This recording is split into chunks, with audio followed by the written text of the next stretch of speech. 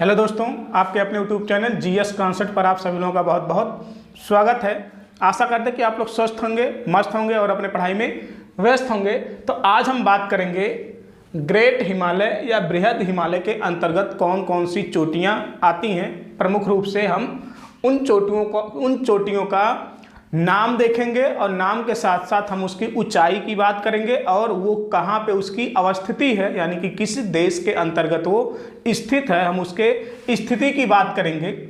यहाँ पे हम सिर्फ हिमालय के अंतर्गत जो आपके तीन श्रेणियाँ आती हैं, एक आपका बृहद हिमालय है, दूसरा मध्य हिमालय है, तीसरा आपका शिवालिक हिमालय है। तो हम शिवालिक की चोटियों या मध्य हिमालय की चोटियों को नहीं देखेंगे, यहाँ पे हम सिर्फ देखेंगे बृहद हिमालय या महान हिमालय या ग्रेट हिमालय या फिर आंतरिक हिमालय या फिर हिमाद्री हिमालय के अंतर्गत कौन कौन सी चोटियाँ हैं, उनके नाम, उनकी ऊंचाई और उनकी अवस्थिति की बात करेंगे। जैसे आपका ये ब्लैक वाला जो क्षेत्र है, ये काला वाला जो क्षेत्र है, यानी कि जो बृहद हिमालय है, इस पे कौन कौन सी चोटियाँ हैं। यानी कि आपका जो ये बृहद हिमालय है, यहाँ पे अगर हम बात करें तो इस हिमालय पर स्थित जो चोटियाँ हैं उन चोटियों को हम लोग देखेंगे। ये आपका ट्रांस हिमालय है। हम यहाँ ट्रांस हिमालय के बारे में जानकारी नहीं करेंगे। हम लोग पिछले वीडियो में ट्रांस हिमालय से संबंधित सभी महत्वपूर्ण पॉइंट को हम लोग कवर कर चुके हैं। और हम लोग तो ट्रांस हिमालय के अंतर्गत जो आपका कराकोरम श्रेणी है, लद्दाख श्रेणी है और जास्कर श्रेणी है, और इन श्रेणियों की सबसे ऊंची चोटी क्या थी, हम लोगों ने पिछले वीडियो में जो है ट्रांस हिमालय से संबंधित जब टॉपिक जो पढ़ रहे थे उस टॉपिक पे हम लोगों ने कवर किया है। अगर आप नहीं देखे हैं कि कराकोरम, लद्दाख और जास्कर श्रेणियों की सबसे ऊंची चोटी का नाम क्या है, तो आप जाके पिछले वीडियो के माध्यम से आप उसका अध्ययन कर सकते हैं। यहाँ पे तो हम लोग सिर्फ बृहद हिमालय पर स्थित चोटियों की बात करेंगे। हम बृहद हिमालय से संबंधित जो ऊंची ऊंची चोटियां हैं, हम चोटियां देखेंगे। इसके बाद हम यहाँ पे बृहद हिमालय पर स्थित जो महत्वपूर्ण दर्रे हैं, हम उन दर्रों को देखेंगे। इसके बाद हम बात करेंगे ग्लेशियर की। ग्लेशियर, हम इन तीन पॉइंट पर बात करेंगे जो बृहद हिमालय के अंतर्गत आते हैं। चोटियां कौन कौन सी हैं, दर्रे कौन कौन से हैं और ग्लेशियर कौन कौन सी हैं। लेकिन आज हम लोग इस वीडियो में कवर करेंगे सिर्फ चोटियों से संबंधित जानकारी, यानी कि हम देखेंगे इसमें कौन कौन सी चोटियां हैं उनके। अब हम लोग बृहद हिमालय के अंतर्गत आने वाली जो महत्वपूर्ण चोटियां हैं एक क्रम से हम देखेंगे।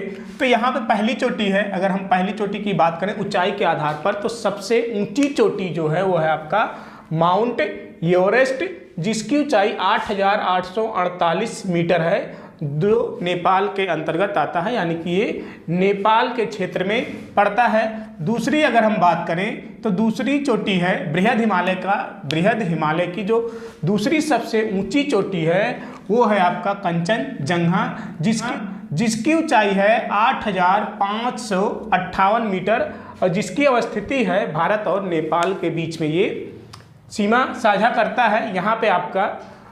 यहाँ पे जो सिक्किम है, सिक्किम के साथ और नेपाल का जो पूर्वी क्षेत्र है, नेपाल का पूर्वी क्षेत्र और भारत का जो पश्चिमी क्षेत्र है, यानी कि सिक्किम राज्य का, उसके अंतर्गत इसका विस्तार देखने को मिलता है।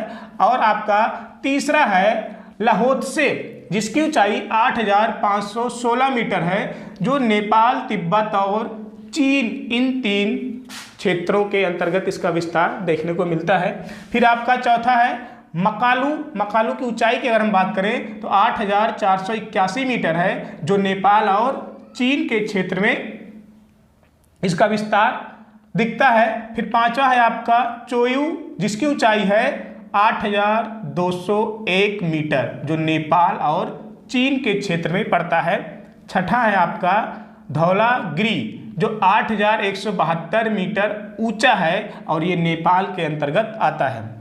सातवां है मनासलू, जिसकी ऊंचाई है 8,163 मीटर, जो नेपाल के अंतर्गत आता है। और आठवां है नंगा पर्वत, जिसकी ऊंचाई है 8,126 मीटर, ये भारत के अंतर्गत पड़ता है।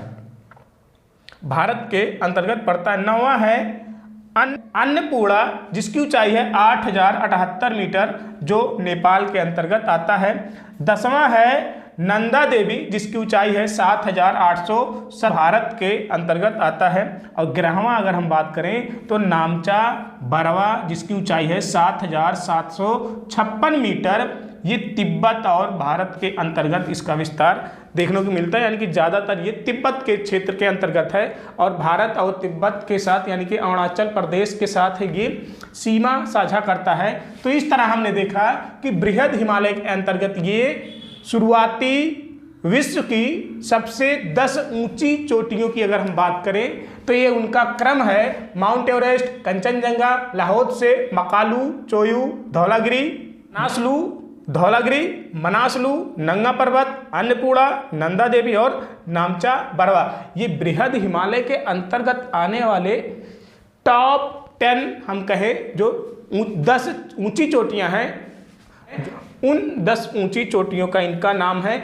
एक अगर हम देखें जो आपका K2 या जिसे हम गॉडविन ऑस्टिन भी कहते हैं, ये बृहद हिमालय या हम कहें हिमालय का पार्ट नहीं है, ये आपका ट्रांस हिमालय के अंतर्गत आता है, जो हम कहें भारत की सबसे ऊंची चोटी है, भारत की जो आपका पीओके क्षेत्र के अंतर्गत आता है। लेकिन अगर हम कहें भारत के क्षेत्र में, पीओके आपका क्या है, इस समय आपका पाकिस्तान के कब्जे में है, यानी कि पाक ऑक्युपाइड कश्मीर, उसके अंतर्गत जो आपका ट्रांस हिमालय का कराकोरम श्रेणी है, उस कराकोरम श्रेणी की सबसे ऊंची चोटी है K2 या गॉडविन ऑस्टिन, और ये भारत की सबसे ऊंची चोटी है, या हम कहें कि K2 विश्व की दूसरे नंबर की सबसे ऊंची चोटी है, लेकिन ये भारत के, लेकिन ये वर्तमान समय में आपका पाकिस्तान के क्षेत्र में है। तो अगर हम कहें कि भारत के क्षेत्र में स्थित भारत की सबसे ऊंची चोटी कौन सी है, तो हम कहेंगे कंचनजंगा। कहाँ पे स्थित है ये सिक्किम के राज्य के अंतर्गत आता है, और ये भारत में स्थित जो है भारत की सबसे ऊंची चोटी है। लेकिन अगर भारत की जो पाकिस्तान क्षेत्र के अंतर्गत है वो आपका K2 या गॉडविन ऑस्टिन है। तो इस तरह से हमने देखा ये आपका K2 हिमालय का पार्ट नहीं है, ये ट्रांस हिमालय का है। बाकी आपका जो यहाँ पे 1 से लेकर 11 तक टॉप 11 जो इसके चोटियाँ हैं, ऊंची ऊंची चोटियाँ बृहद हिमालय की, वो यहाँ पे लिखे गए हैं और उनके ऊंचाई और फिर उनके अवस्थिति के बारे में लिखा